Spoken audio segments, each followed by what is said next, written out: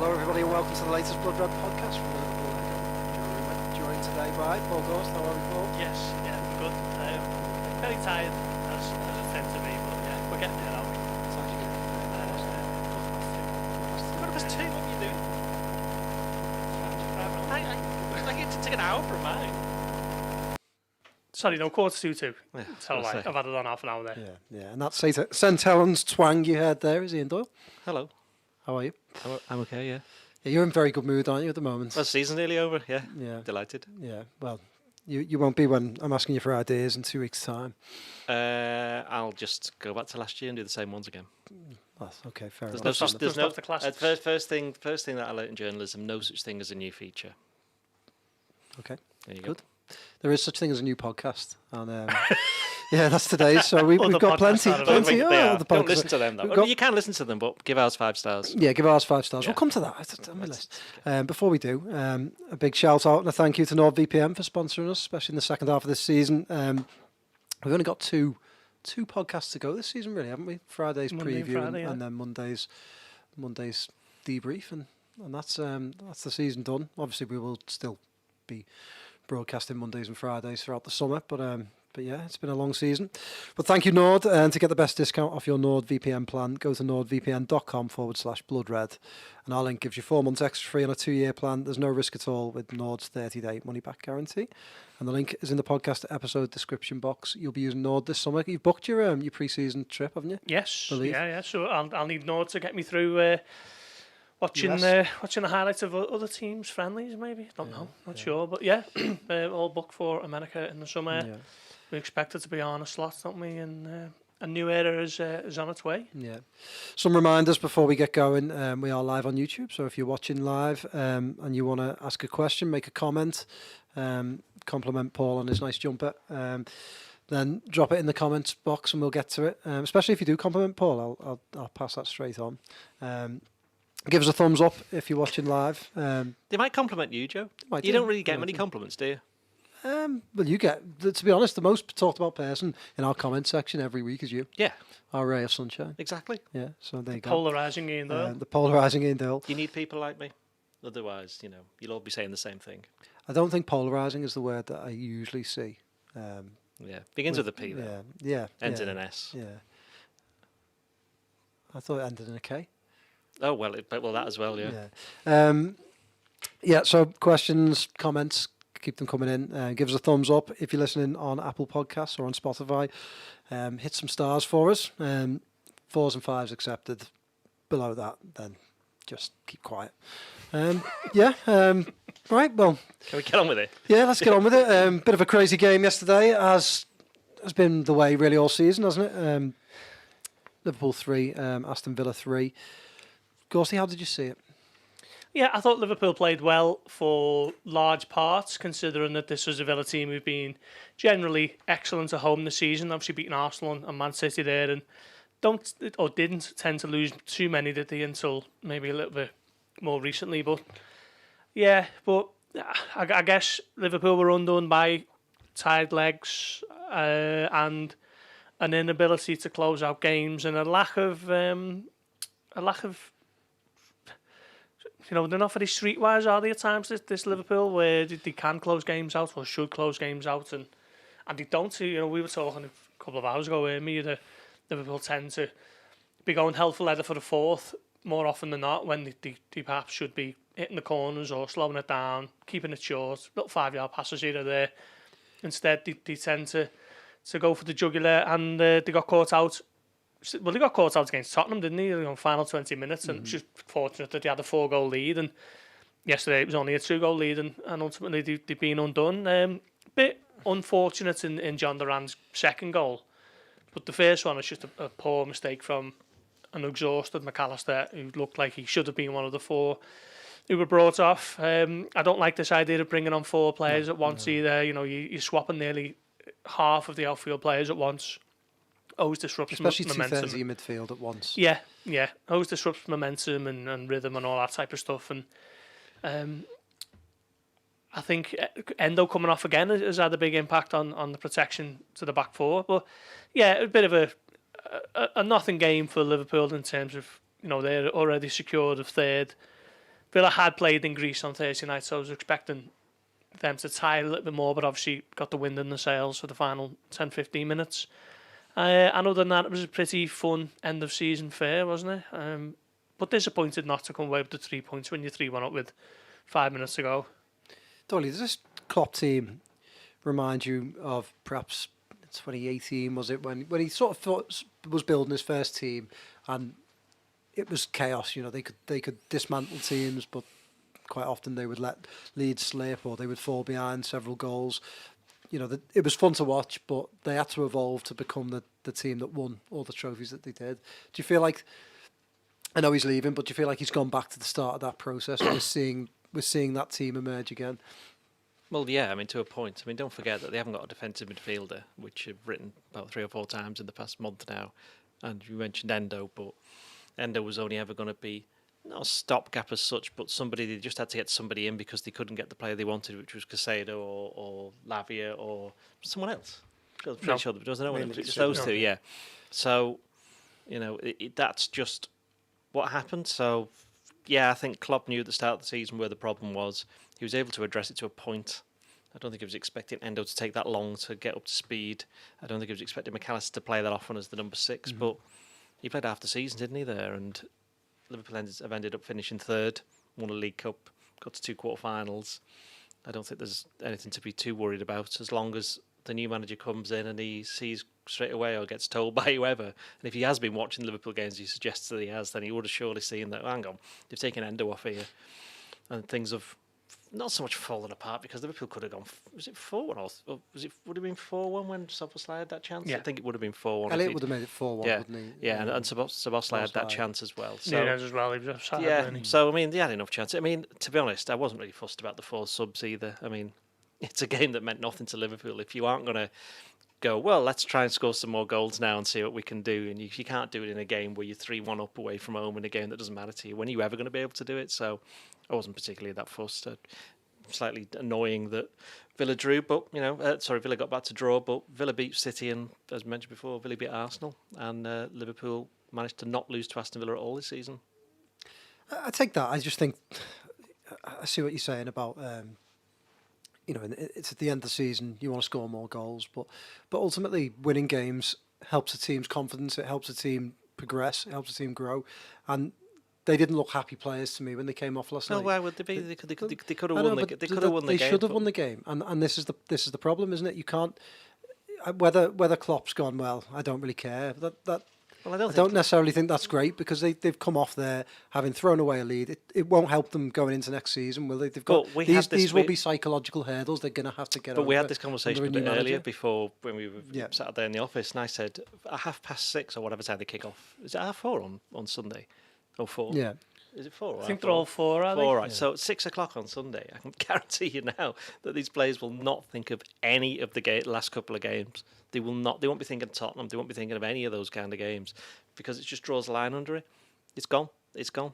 And it's gone because the new manager's coming in as well. They won't look at. I don't think they'll be looking at. Liverpool could. Okay, right. Liverpool could beat Wolves 10-0, and I don't think anyone's going to go into the next season and go, "Oh, we won 10-0 in our last game." No, not necessarily, but.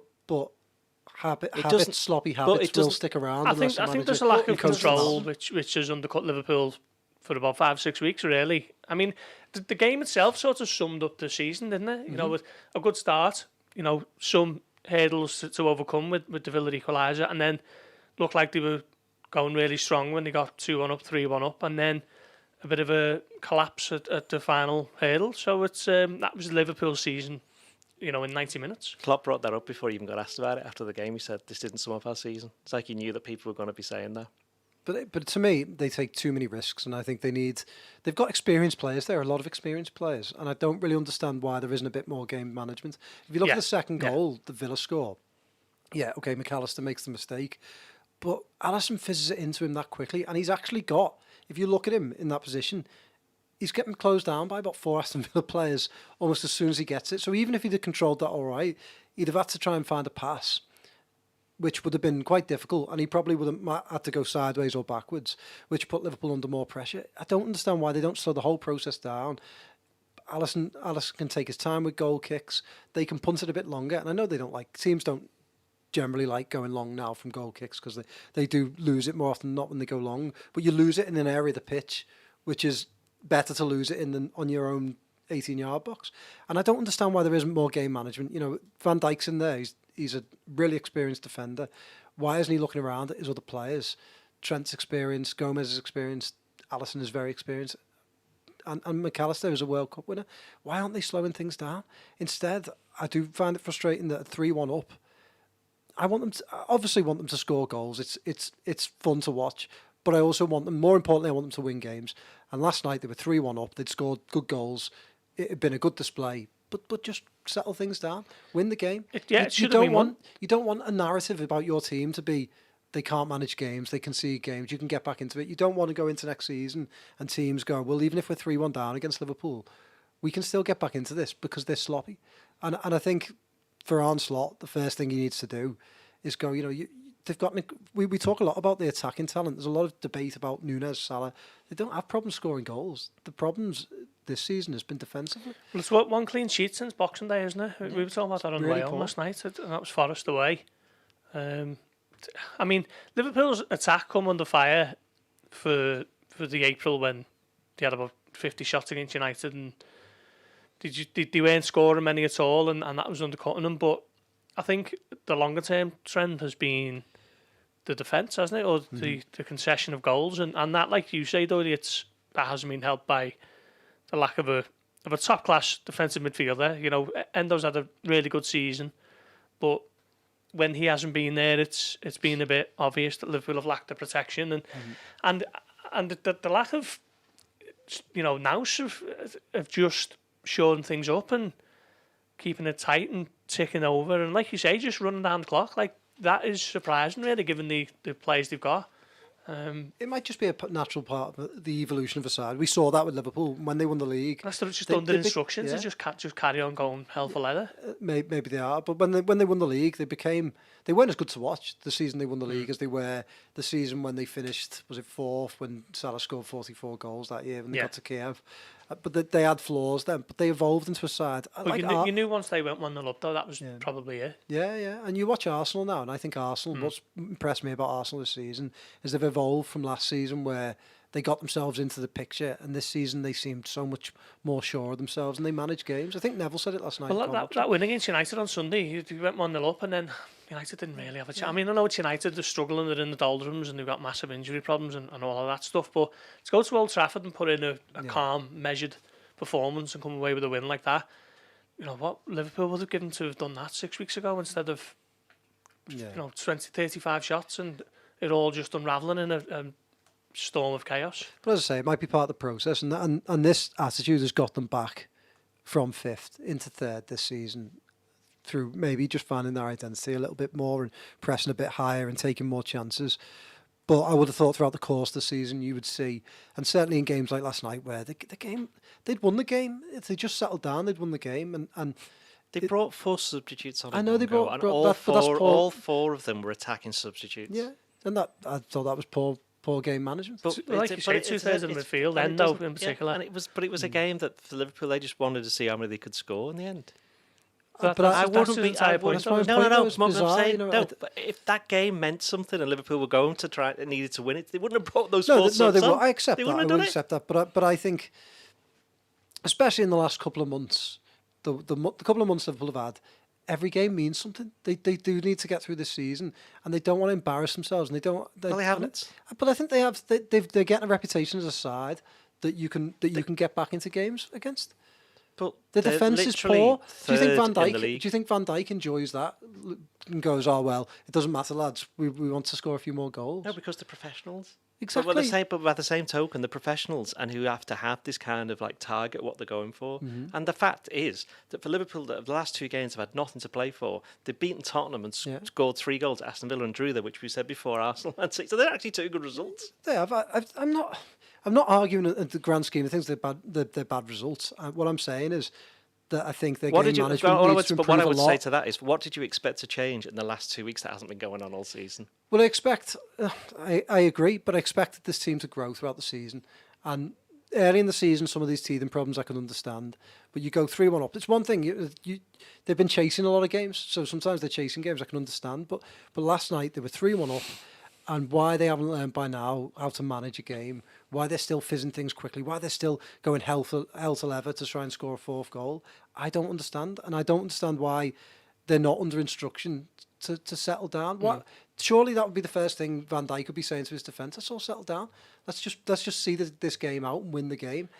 Like I know you say it doesn't matter, but I think winning games does matter. And if you end the season with 5 wins, like last season, they end the season on a high. It rolls into this season.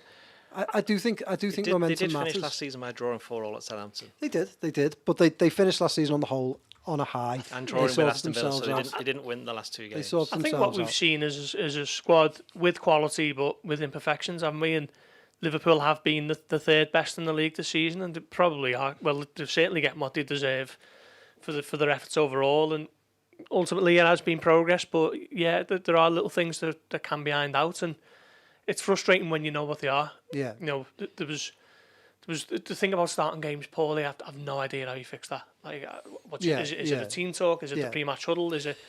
I don't know why you fix that, but you can see that when you're 2 goals up with 5 minutes to go, what you need to do to kind of get over the line. And like you said, it's not fizzing into your number 6 with 4 men pressing them and whatever else. It's just little things that can be tweaked, and maybe that's ultimately the fact that we can see it as footballing laymen. It bodes well because it tells you that a new backroom team will be able to identify issues that can be sorted. Yeah, what I would say about the poor stars, they didn't start poorly last night. No, they didn't start poorly against Tottenham. Didn't start poorly against West Ham. They didn't start. I mean, they had all the ball against Everton. But they didn't start slightly better. But they didn't start poorly. So terribly against Everton. Well, you say that, but they had all the ball. But they're always going to have possession, aren't they? Yeah. And then the game before that was Fulham. They started well against that. They didn't start well against Everton. They might have had a bit of the ball, but every time they gave it away, Everton didn't looked start like well. The middle was awful, and the end was even worse. yeah. I mean, it's one of them, isn't it? Like it's not. We've had this debate on here before, and I think that the season as a whole, when you step back, it absolutely has been progress. There's lots of good points. I think it's a shame that some of the negative sides of the season, the questions around Núñez, the questions around Salah, the questions around the defence, are going to sort of bleed into to next summer. To the summer, but ultimately it has been a season of progress. I just think there are some quite obvious issues there, and I think game management is one of them that I think I'm not quite sure whether they're under instruction or whether it's just not as simple as slow it down. Perhaps there's a certain way of playing that they can play, and they can't just slow things down like that. But I found it quite odd last night, and it's not the first time it's happened, certainly this season. They don't win games straightforward. No. It's either a bit of a staring fight back, a great second half, or I mean that tends to be the general way they win things, isn't it? There's not been, you can probably count on one on the amount of games where you think, Liverpool have put a 90-minute performance there really well. The other team didn't really get a sniff, and Liverpool look like a really top side. Who could, sorry to interrupt, who could they have brought on last night to slow things down? It's not who they can bring on, it's about not making 4 subs at once. Okay, well, I'm asking, if you were in charge of that team last night, what would you have done in terms of changing the personnel in the second half? This is just me now, asking you a question. I'm not Jurgen Klopp, so I wouldn't be in charge of that team because he's a very you will good be leaving manager. Next week, though. But I think I don't like 4 substitutes at once.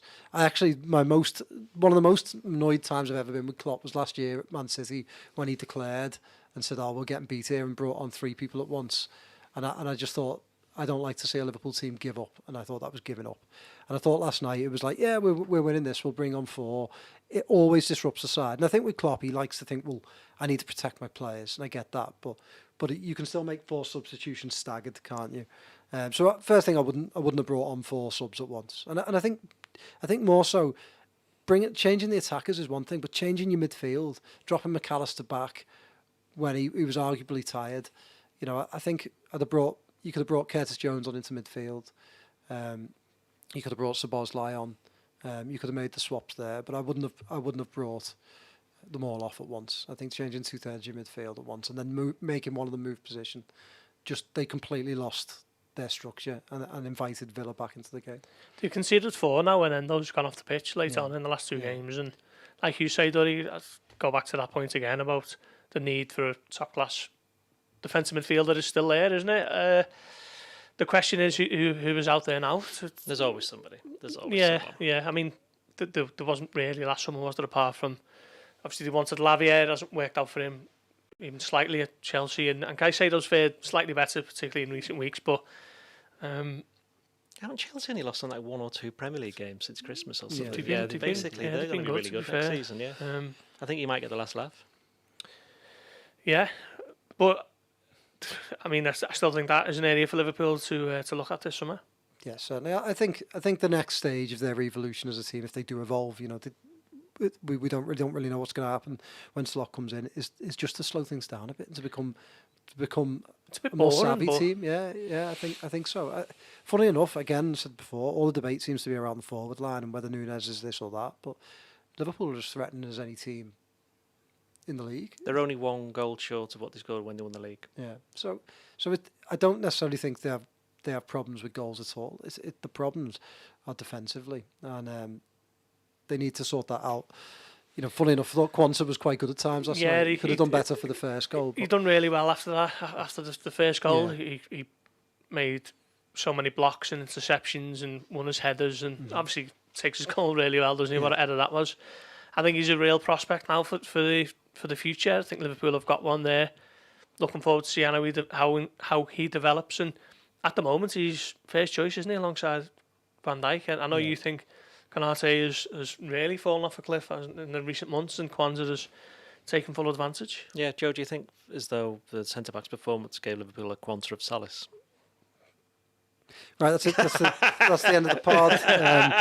We won't be back on Friday. We'll never come back. You can't come back from that. You can't come back. Yeah, it's the worst pun on this pod ever. It's Yeah. also the worst James Bond film. Saying that, actually, that is a lie. I actually thought it was all right. What's the worst James Bond film then? The worst James Bond film. The thing is, we're talking like some of them are a very long time ago, aren't they? I mean, some of them I can't remember. Not much of a muchness for me, Really? Yeah. I can't Some of the remember any of 70s ones or early 80s. Who's your favourite Bond? What's a good? To be fair, I do like Daniel Craig. Connery. Daniel It'll always be Craig, I Connery for really me. like Daniel Craig. Pierce Brosnan was quite good. Connery.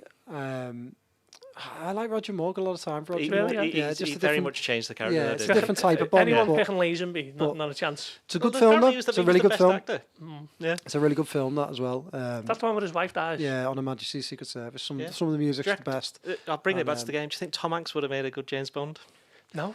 He's American Maybe for a got start. Captain Phillips. He could have. Yeah. Oh yeah, Yeah. he could have. Or a good... I can't think of his name Could have played now. Felix Leiter. Yeah, that would have been... Yeah. Could have played him. Yeah. But yeah, Not Scaramanga, no. not Scaramanga. Timothy Dalton. Timothy Dalton. Timothy Dalton, he's another good one. Two yeah. very like sort of hardcore Bond films they were, weren't they? Yeah. Very very gory. One, a fella's head explodes at one point. Living Remember Daylights that? is a good tune as well. Yeah, 11 dies. One last thought about Bond. I think Thoughts about Bond, Exactly, really? yeah. Can I we think- just do it again? yeah. One podcast. Yeah. I think Casino Royale is overrated. There you go. The Really? Daniel Craig one, yeah. Oh, I'm not having that. Yeah. Not having Don't that. think it's enough of a Bond film for me. I know you're massively into your films, though, aren't you? So. Not massively. Bit more like going back to the roots, though, isn't it? That one, Yeah. isn't that right? No, I think. No, but this isn't the James Bond podcast. But I Should hope be. everyone What's your enjoyed that. favourite little- Daniel Craig film? What? Layer Cake's good. Like any Daniel Yeah. Craig film. Big Because Red, you're a of course. Liverpool fan, yeah, so I think- therefore this is relevant. Yeah, I can't think off the top. Do you of reckon my he'd head. have said he should have made Layer 4 Cake was subs alright, last night? I don't like those the ones where he's like a detective. The ones came out on Netflix. Oh, you don't recently. like them ones? Glass Onion. Oh, Ah, you we don't don't get like that. them. That's Yeah. really good. Second No, one's terrible. no. Well, Shachman got interrupted for me when Cody Gakpo signed. I had to pause yeah, it. that's and- true. Yeah. Yeah, Did so you ever go back to it? I did, but I was kind of taken out of the moment then. Yeah. Yeah. Yeah. Let us know what your favourite Bond film is in the comments. And who should be Tell the us the end of next? the Yeah, season. he should be. He actually should be the next James Idris Bond. Elba's the long-touted I think replacement. he's isn't a bit he? old now, though, isn't he? Now, bit old. Yeah, a few comments anyway. First priority must be to sort out our defence. You can solve conceding the early goal problem by trying to conserve energies and first to take advantage of the other team tiring in the second half.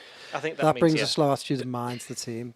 The thing this with guy's the right. defence is it's not necessarily a question of personnel. It's just they haven't been able to field them all enough in terms of a consistent back five and the man in front of them. Back six, yeah. Yeah, that just hasn't happened enough, has it? You know, Robertson, Trent, Van Dijk, Alisson, and then Joel Matip. You know, many would argue he's first choice. He's been injured since December.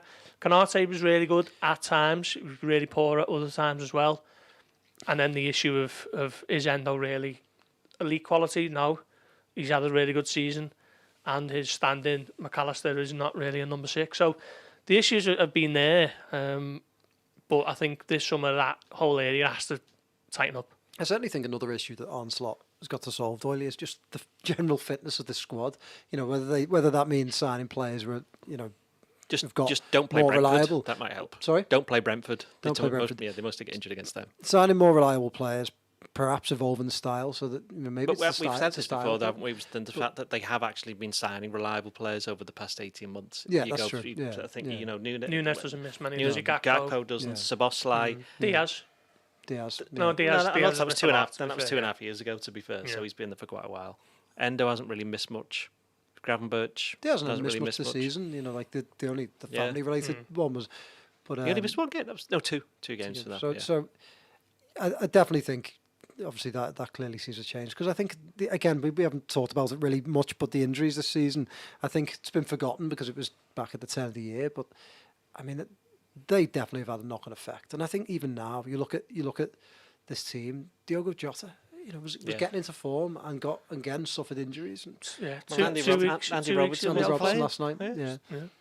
Still not there, Jota, by the way.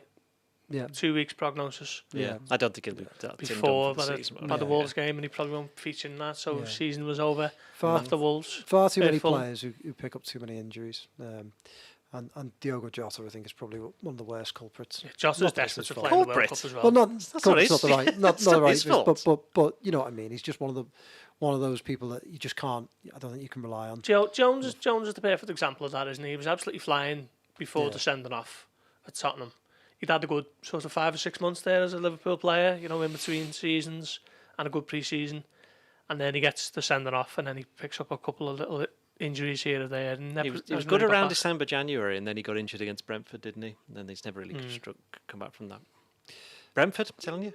Okay, Arne Slot. I thought he might have been announced a couple of weeks back. Hasn't happened. His assistant this morning in the Netherlands released a statement to say his assistant Sipke. Hulshoff. Is that how you pronounce his first so. name? Sorry if I butchered that, but will be leaving the Netherlands after the Euros, so he can join Liverpool. Do you think that we will get maybe an announcement next week? No. Yeah, I don't know. Doesn't seem like they need to announce it this week. Slot's been talking about it at length, hasn't he? And you wonder how much Liverpool I think will mind if he just kept quiet for a few weeks. But the thing is, he can't, can he? He's going to get asked about it. Yeah, no, we're all fans of the openness of it, but I just wonder whether Liverpool didn't want it to get in the way of all the Klopp stuff, the Klopp leaving stuff, which they've got loads in the pipeline, and it's going to be a hell of an occasion on Sunday, isn't it? And then maybe after that, once that subsides, they'll be in a position to announce it and give it the bells and whistles, and everyone will get their due attention, I guess. Yeah, maybe that's it. Really, with this hold up, do you think all along they never planned to announce Slot? Say a month ago, it was always going to be an end of the season thing. Well, then it's never going to overshadow Klopp leaving, and once it isn't done quite early on, such as when the compensation package was agreed, which is before the West Ham game, and they don't confirm it then, you can see why they haven't done it. Yeah. They haven't done it because both Liverpool and Feyenoord could mathematically still have won their titles until the last week or so. So they weren't going to disrupt that. And now what's the point doing it this week? I mean, they'll probably do it at some point next week. See, they're not going to do it like on Monday when Klopp's literally gone. They'll allow it to settle for a few days. My guess would be next Thursday or Friday, although knowing my guesses, they'll probably have announced it right when we're doing this podcast now. Feyenoord fans can't attend the game on Sunday, something like that. Is it? Feyenoord fans can't attend the game on Sunday. There's something one? that they have an issue with their fans going to a certain game. I might completely be wrong about that, but I'm sure I read something about their fans. Who are they playing? Because he did like a bit of a set. He sort of said like an emotional goodbye a couple of weeks back, didn't he? During a home game. That was it Sunday? I know they only did one on Sunday, didn't they? Yeah. So I thought maybe if the fans are there on Sunday, it would make sense to announce him so that he could say an emotional goodbye, as Klopp says an emotional goodbye, all that sort of thing. But it seems like that hold up anyway. So if there was one, I think it might be next resolved week. Yeah, by his coach. Bit of an educated guess more than anything, but just thinking once Klopp is officially out the door, and then you've got a little bit of a spare week there, that might be the ideal time to drop the news and everyone can go about the business. Because let's not forget Edwards and Hughes and Ward and Mark Birchall, is it? I think they all start their jobs on the 1st of June, so you'd imagine there'll be some announcement around then, if not before. It's been a busy time at Liverpool. There's a lot of coaches leaving, Gorsty. Yeah, revolving door, isn't it? What do you think's behind this clear out? Do you think it's just a fresh start for people? Yeah, I think it's just like a domino effect sometimes. Yeah, I mean, Slot will have his own ideas with his own backroom team, as happens with most managerial appointments. I think the likes of John Achterberg, been there a long time, haven't he? Andreas Kormai, we know, was certainly a Klopp guy. Peter Kravitz, Peter Matos, Pep Linders, they're all heavily associated with the Klopp era, aren't they? And they've got plans of their own. You know, the story today coming out that Pep Linders is wanted by Red Bull Salzburg. That could potentially happen for him. Peter Matos wants to take his steps into management as well. Yeah, so I think it is just a bit of a fresh start. You know, a totally new collection of voices for the players to listen to on the training ground, and very much a new era, not sort of caught between eras where you look at, I guess, you know, Manchester United's playing squad would be a good example, where there's players who've been signed by 4 or 5 different managers. It's nothing like that in terms of the backroom staff. It'll be new manager with his own team, and then above him will be a new sporting director, a new essential head of the club, and Michael Edwards, who's the new Mike Gordon. Julian Ward coming back, David Woodfine coming back as Hughes' assistant. Pedro Marquez is coming in, isn't he, as technical director? Him and Ward it's player development, isn't it? Yeah. I think. So yeah, a lot of moving parts, but I think ultimately fans will only care if the results are seen on the pitch. 4 sections of the ground will be closed. I think it's blocks, not areas, because of pyrotechnics at the Cup final the other week. So that's why some fans can't go. Yeah, okay. So that I think, because a couple of weeks ago when they played at home, he was quite emotional and sort of waving to the fans and that sort of thing. So I knew there was a reason why he did that then and not on Sunday. Is it Sunday they play? Sunday, yes. Sunday, yeah. So yeah. Finally, one more thing I wanted to talk about, which just got me thinking. I saw the Anthony Gordon rumours on Sunday, which I mean, it seems very unlikely that Anthony Gordon, albeit he is a boyhood Liverpool fan, would come to Liverpool just because the cost involved. But I quite like Anthony Gordon. I think he's had a really good season. He's certainly convinced me, and I think he's the sort of player that if Liverpool bought, I think he could go strength to strength at Liverpool. First of all, what do you think? And second of all, is that the sort of profile player that you expect Liverpool to be in the market for this summer? Yeah, he's certainly improved no end since I used to watch him at Everton. Kicked on at Newcastle, hasn't he become a real important figure for them since he moved there?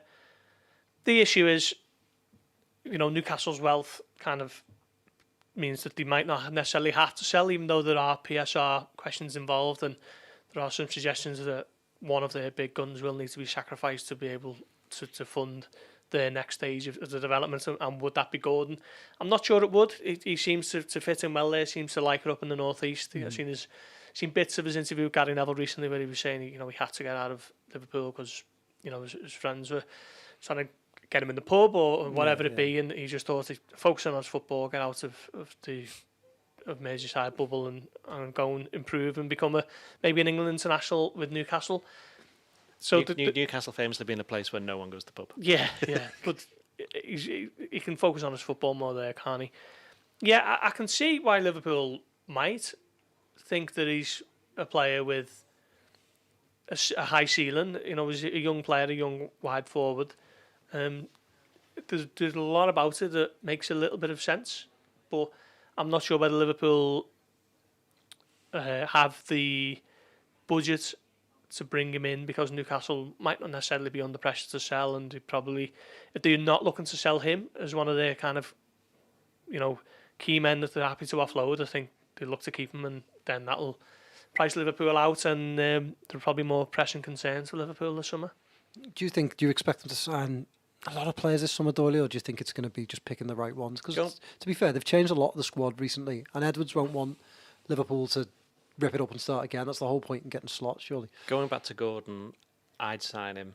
I think the only way he leaves Newcastle is if he agitates for a move because they don't need to sell him. Would that mean Diaz leaves, though? Well, I'm not necessarily about this summer, as we're going to say. Is that I don't think it'll be this summer. I think Liverpool... I wouldn't be surprised if he ends up being at Liverpool at some point. Let's put it that way, yeah. I think he's obviously the kind of player that they need. I think you're right. He has come on an awful lot this season. You only have to see him whenever Newcastle have whenever Newcastle are playing well, he's always involved. Yeah. And when he doesn't have a particularly good game, you notice it. That's always a sign of a good player. Somebody who's very effective, certainly going forward. And Arsenal and Newcastle will, as I said, they don't need to sell him. Not him particularly. They probably, as Gorsty said, they might have to move some players on.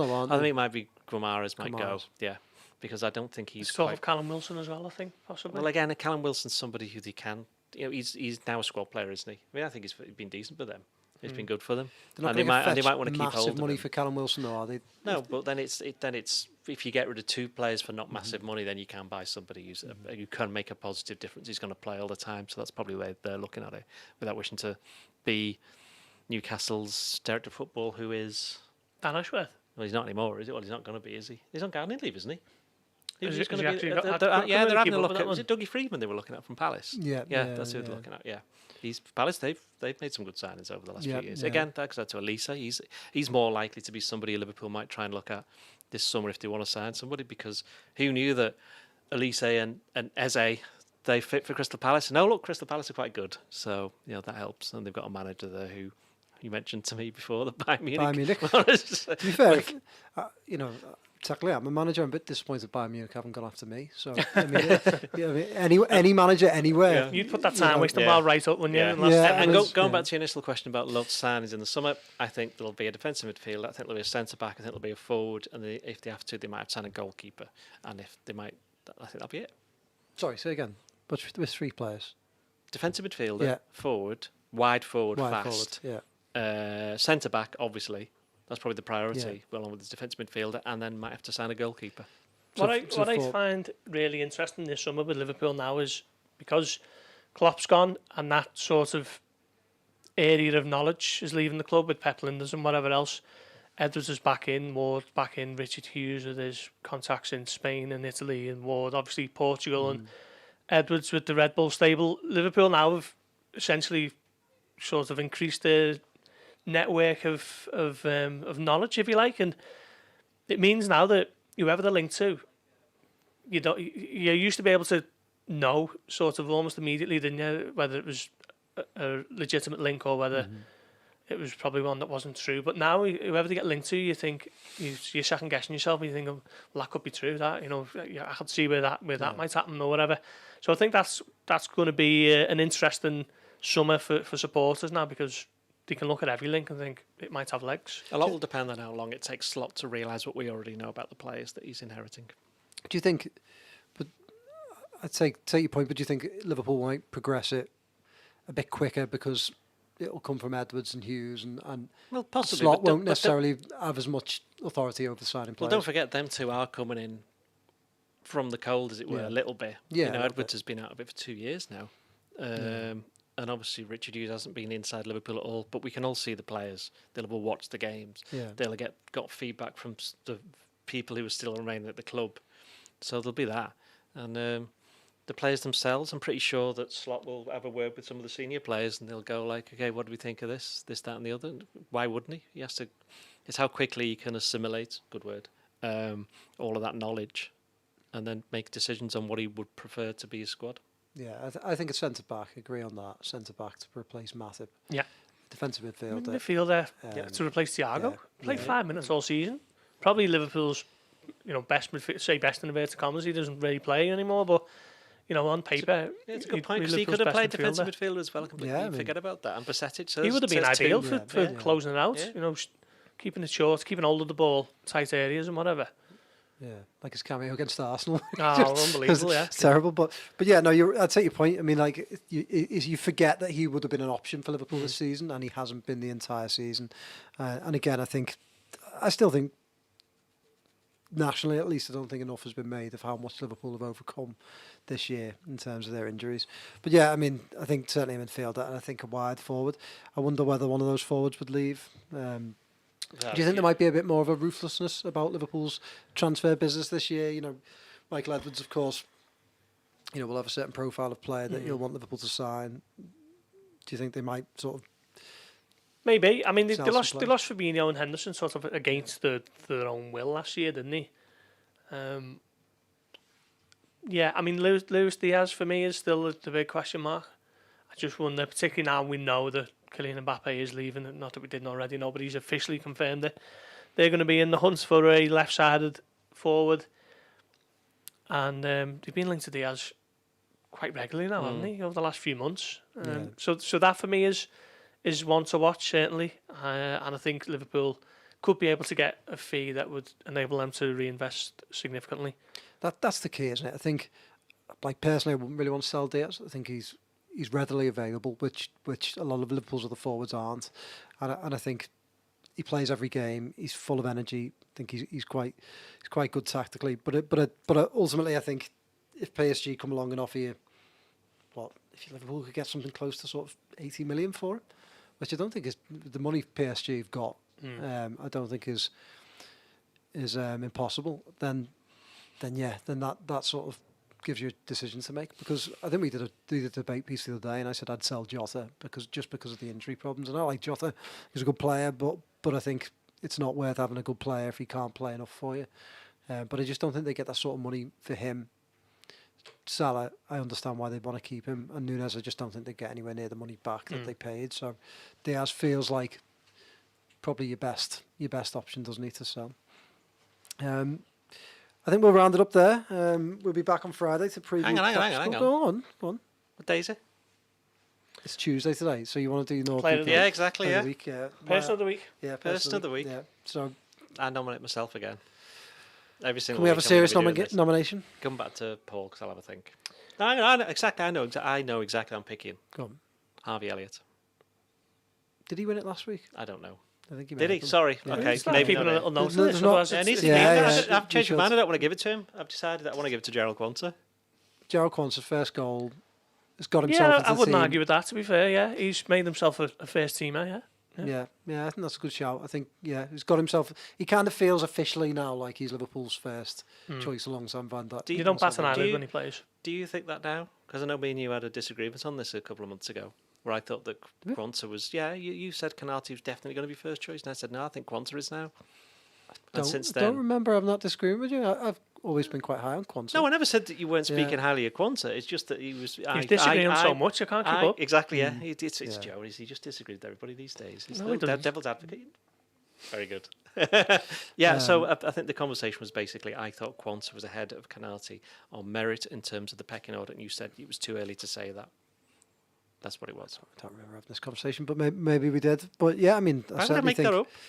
I don't know. I It's remember not you my- saying it's that, but I don't my- necessarily it's remember not- disagreeing with you. You might have early onset, so just be careful. Maybe. But yeah, I think he has forced his way in. I think the manager's team selection is evidence of that, isn't it? And he scored a good goal last night. Great at the minute. I think he's got we've started to see, I think early in the season when we saw him a little bit less, we didn't see as many mistakes of him. We're starting to see little moments where, last night allowing I can't remember who it was. Ollie Watkins. Watkins to get round him. Yeah, that can happen, But it though. was- yeah, but it can happen. Watkins is a really good Yeah. Premier League striker, isn't he? But I It's think like some of his against West Ham, composure. Antonio got Yeah. no, well then that's a good cross. Yeah, Yeah, you could yeah, never. of course, yeah.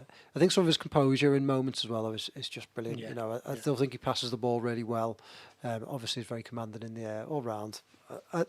He's probably the success story of the season for Liverpool, isn't he? Yeah. Came out of nowhere. Conor Bradley has done really well, but in terms of, where was it? I was somewhere yesterday or last week, Villa and Park we it were was. talking about young players who've done really well, and Kwanzaa didn't get a mention, and I was thinking, well, surely Kwanzaa's the biggest one of the lot. And when I mentioned For Kwanzaa, Liverpool, you mean? when I mentioned Kwanzaa, they said, "Oh, do you know what?